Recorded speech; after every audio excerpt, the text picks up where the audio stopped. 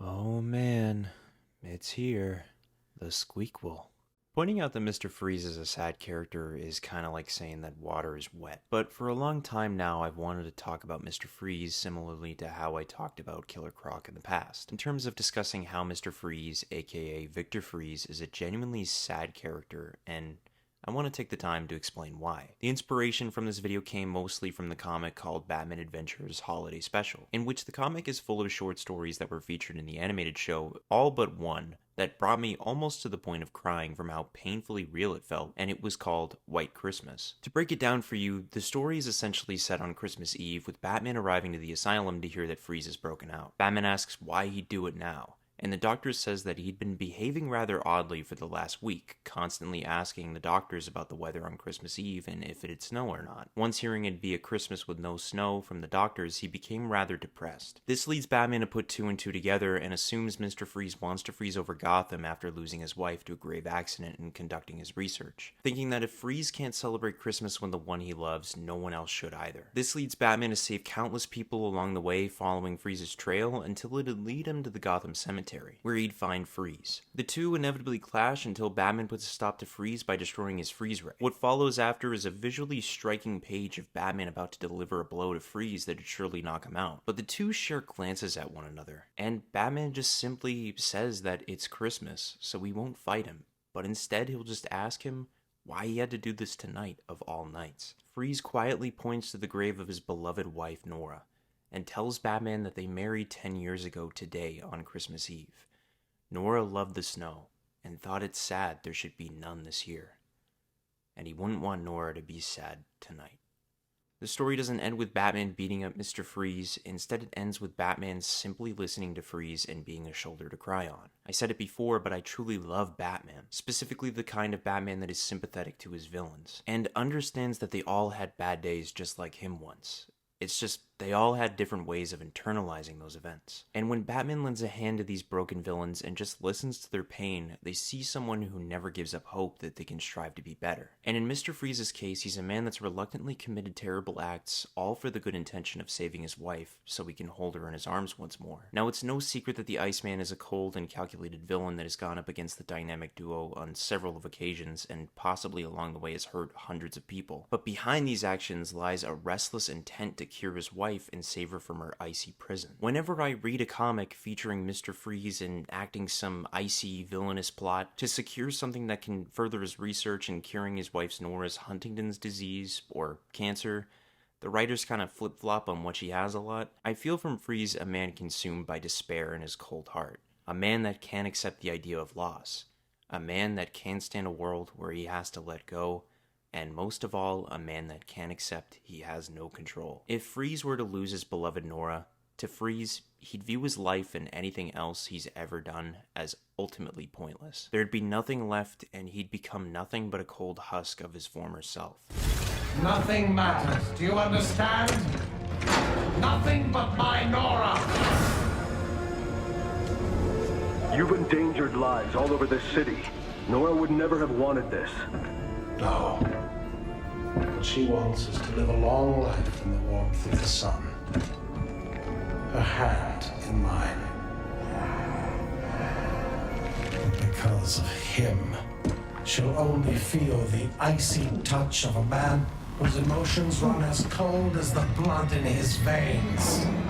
Thus, when Nora becomes terminally ill and Freeze puts Nora into an experimental cryogenic chamber in hopes of preserving her until he can find a cure to save her, he ultimately disregards Nora and what she may wish not only for herself, but how she'd also want Freeze to live his life once she'd be gone. This becomes all the more apparent when we get a peek as to what their lives looked like before everything went wrong. Now, if I could honestly sum up their marriage, it was almost like Freeze tried to control everything in the relationship, and there was never any time to just live. Like Nora says in the Arkham games, time has never been on their side. Then let me live.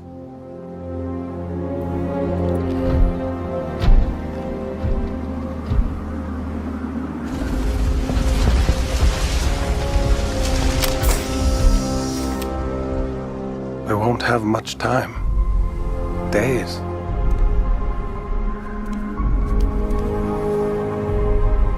Time never has been on our side, Victor.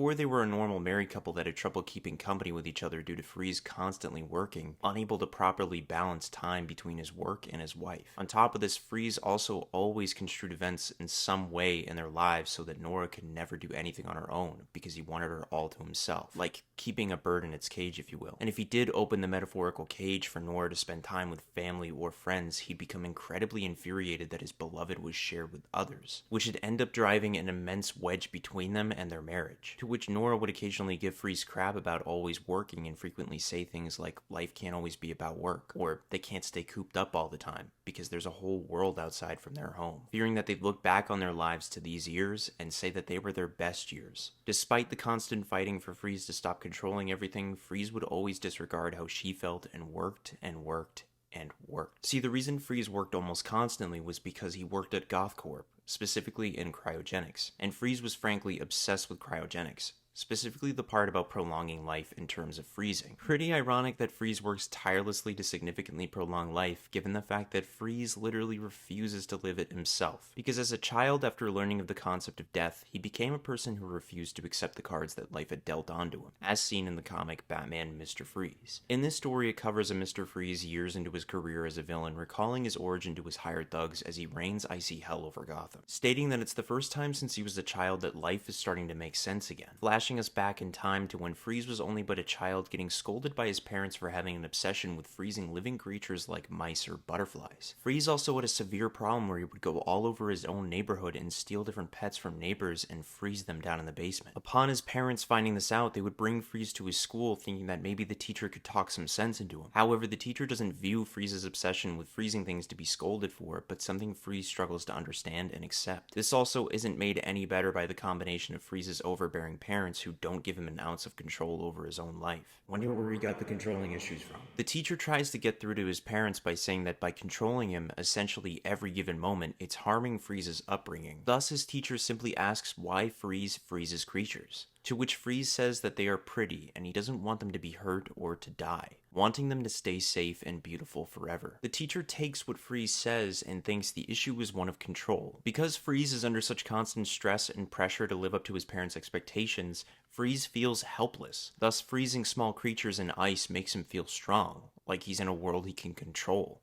And if they want it to stop, they'd better ease up on controlling his every move. And yet, Freeze's father gets the wrong takeaway from this and thinks by controlling him even more, the problem will just fade away. So, his father would proceed to give Freeze an immeasurably large workload to keep him so busy from studying that Freeze would have no time to freeze anything ever again. But not even a moment before his father would leave the room, Freeze would turn to his pet mouse like a Nick addict and take the mouse out of its cage, bringing it down to the kitchen where he'd fill up a container with water and attempt to freeze the mouse in the refrigerator. However, before Freeze could do this, his father came to the kitchen after hearing some commotion to find his son doing the one thing he told him to never do again, leading his father to kick the living shit out of him. And unable to tolerate his son's behavior any longer, he'd send Freeze to a boarding school in hopes that it'd change him for the better. But all it did was make Freeze truly realize just how alone and powerless he truly was. Day after day, he was bullied, and when the time came for him to go home, his family never returned. And yet there was one silver lining to Freeze's insufferable childhood,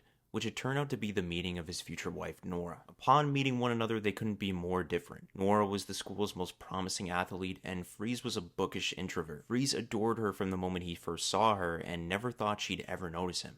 Until she did. They'd both skate together, and Freeze, being that it's his first time skating, would inevitably fall. And in Nora getting Freeze back up onto his feet, the two would share a brief kiss, continuing to skate with one another. And for the first time in Freeze's life, he was happy.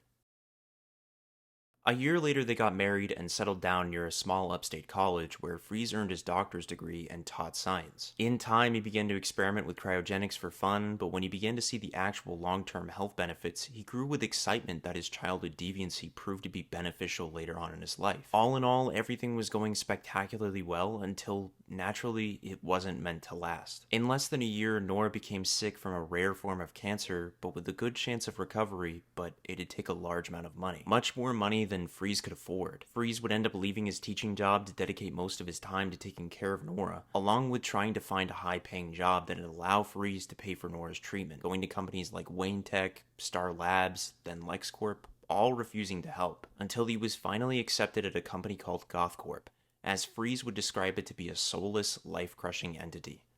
Sounds similar to another company I used to work for. The company was run by a man named Ferris Boyle. Ferris Boyle, the best way I could describe the guy, would basically be like you saying a funny and original joke, but no one heard you, and then Ferris would be that guy that'd say it again, just louder, and get a big laugh, leaving you kind of just there in the room to reflect on your life. Ferris Boyle is basically just a guy that steals ideas and makes tons of money off of them, and gives no credit to the actual people that made them. And after working at the company for a spell, and letting Ferris take credit for tons of Frieza's inventions, Frieza would develop a cryochamber that once entered would leave the person in suspended animation till modern medicine would be able to provide a cure for any disease. This to me sounds like an amazing idea with tons of applications that'd save millions of lives, including his own wife, but all Ferris Boyle ever cared for was how much money he could rack up from cutting corners, leading Ferris to cut Frieza's project before it could even take off. With Nora's condition growing worse and Frieza unable to keep up financially for her treatments, Frieza felt like there was no other option left than to preserve her in the abandoned cryochamber project.